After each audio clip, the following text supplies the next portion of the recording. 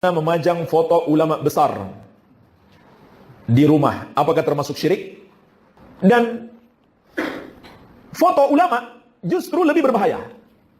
Atau dia orang soleh, atau seorang ustadz, justru lebih berbahaya. Kenapa? Ada kecintaan hati kepada mereka, sehingga setan bisa memanfaatkan itu, menjerumuskan kita pada sifat pengkultusan.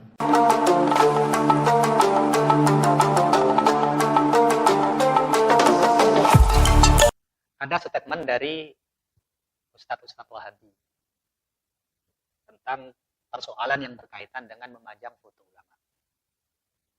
Menurut mereka itu tidak boleh. Mungkin mereka khawatir ya, ketika foto ulama itu dipajang, maka akan mengantarkan pada takdis, pengkultusan.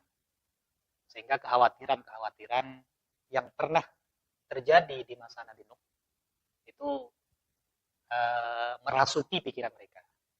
Itu dalam sebuah riwayat disebutkan bahwa asal usul adanya patung itu di masa Nabi Nuh, di mana ada beberapa orang soleh yang disebutkan dalam Al-Quran, ada Waddan, Su'an, Ya'us, Ya'uq, Nasra. Mereka terlalu mencintai 5 orang soleh ini, sehingga ketika meninggal, setan menawarkan untuk membuatkan patung surah mereka, patung mereka, gambar mereka.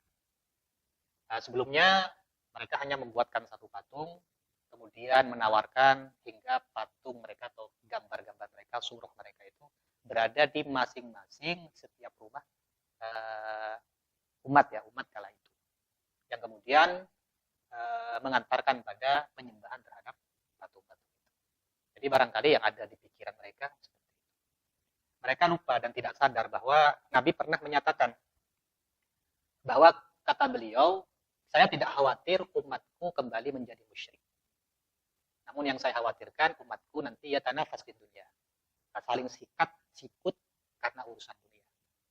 Artinya Nabi saja tidak khawatir umat Islam itu akan kembali menjadi musyrik, akan kembali menyembah patung-patung itu. Yang Nabi khawatirkan mereka tanafus di dunia. Mungkin itu yang bisa dibaca pertama kali kenapa mereka mengharamkan atau tidak memperbolehkan kita umat Islam memajang foto, khususnya foto ulama, karena takut kemudian menyembah. Padahal Nabi seperti yang dijelaskan tadi sudah tidak khawatir kita akan terjebak pada penyembahan kedua kali terhadap patung-patung.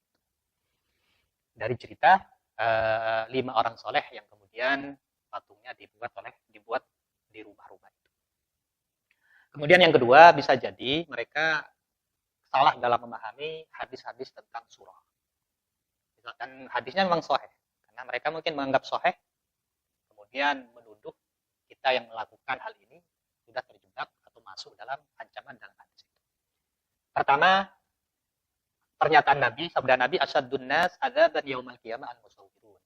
Jadi orang atau manusia nanti yang sangat pedih siksanya di hari kiamat orang-orang yang mengambil gambar atau orang-orang yang menggambar.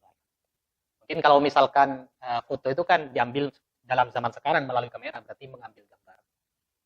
Jadi bukan hanya memajang sebetulnya yang perlu dipermasalahkan, tapi juga mengambil. Kenapa? Karena mengambil gambar itu nanti akan mengantarkan pada pemajangan gambar. Jadi sama-sama.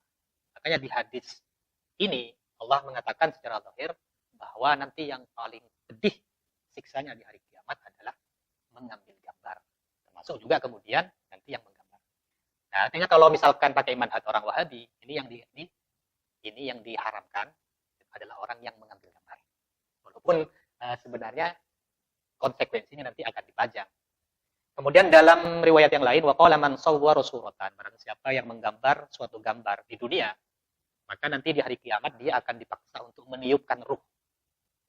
Meniupkan ruh walaysa binafikhin, sementara dia tidak bisa. Itu ancamannya, akan dipaksa meniupkan ruh. Itu hadis yang kedua. Kemudian hadis yang ketiga, in ashab hadhis suwar.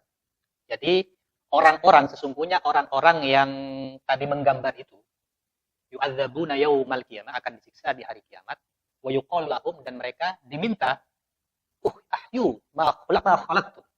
Jadi hidupkan apa yang telah kalian ciptakan. Artinya gambar.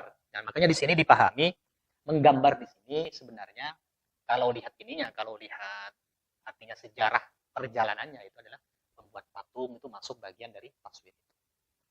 Nah, memang betul ancaman-ancamannya demikian. Tapi kita pahami bahwa alasan kenapa Allah melarang menggambar melalui hadis Nabi itu karena ada kekhawatiran tadi. Ada kekhawatiran mereka akan menyembah patung-patung itu atau gambar-gambar itu. Ada kekhawatiran akan menyembah. Nah, sehingga ketika kekhawatiran itu sudah tidak ada, maka otomatis tidak ada masalah menggambar, tidak ada masalah juga memajangnya. Dan Nabi sudah menegaskan untuk umat Nabi sudah tidak perlu khawatir untuk kembali menyembahnya itu.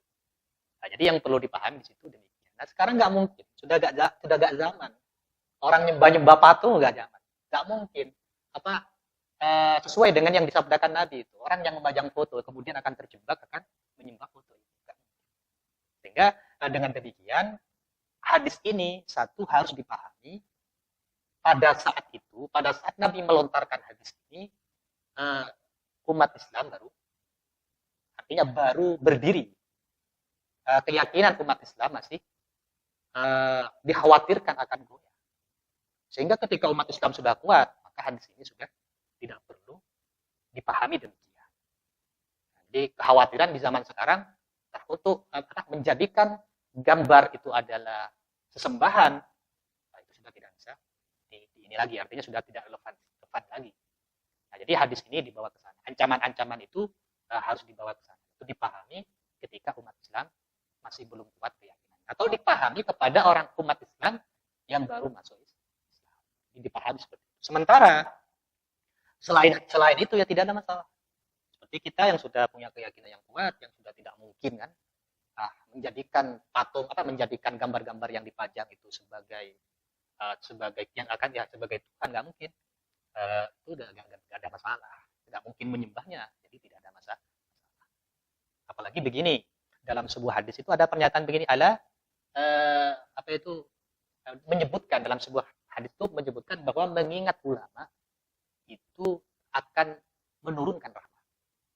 Jadi bidzikril ulama itu akan menurunkan rahmat. Jadi menyebut ulama, menyebut orang-orang soleh itu akan menurunkan rahmat Allah. Dan memajang foto orang-orang soleh di rumah-rumah itu bisa mencapai kita mengingat mereka. Jadi gak ada masalah. Bahkan malah justru ketika tadi dinyatakan bahwa dengan rahmat itu bisa turun dengan mengingat ulama dan orang-orang soleh, maka memajang foto itu bisa juga mencapai tujuan itu. Nah, sehingga tidak bisa dibenarkan kalau memajang foto itu hukumnya haram, apalagi sampai mengkafirkan. Dan menurut saya orang Wahabi tidak perlu khawatir terhadap umat Islam zaman sekarang karena Nabi saja sudah tidak khawatir kita akan kembali menjadi musyrik. Kenapa kalian yang baru mengenal Islam itu khawatir terhadap iman kita goyah gara-gara